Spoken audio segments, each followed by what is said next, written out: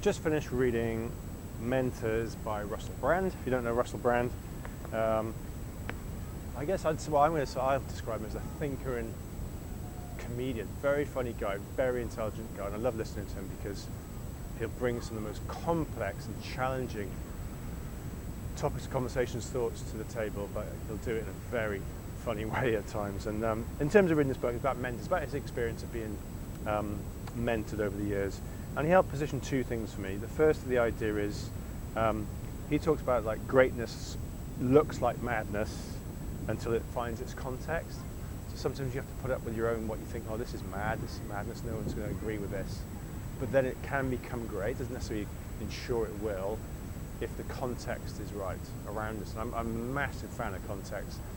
A lot of my work will talk about what's the content of leadership or coaching or performance. Yes, they're important, yet the context, that's where the states hang out, not necessarily the skills. The skills can be taken from models and theories.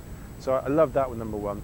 I think the other thing he talks about is if we don't employ conscious mental strategies, we will continue to use the unconscious one. And he talks quite a lot about parenting ourselves, if you like, and the first person we parent is ourselves, you know, in terms of the real terms of it.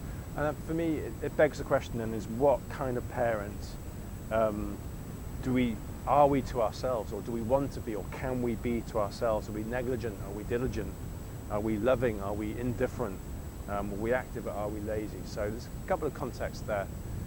And then the third bit I took, and that's these two earlier points helped me then access this last bit. He talks about something I've been aware of and probably talked about before, but the idea is sometimes, he says, we have to lose ourselves in order to find ourselves. We need to get a bit lost, and actually when we're in the state of optimal performance, often we are a bit lost. We don't know how we got there or what we're doing or how long we can stay there for, so we get a bit lost in a way, and sometimes that's why it's so hard to quantify what that state is, how we get back to it, because we're somewhat lost in the moment, you know.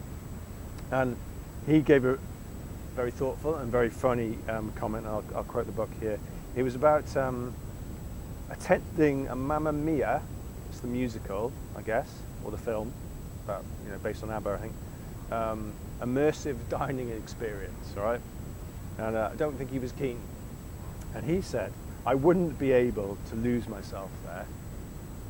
I would actually find myself more severely than ever. And it's like, how telling is that? On the flip side of losing himself, he wouldn't lose himself there. He doesn't want to go there at all.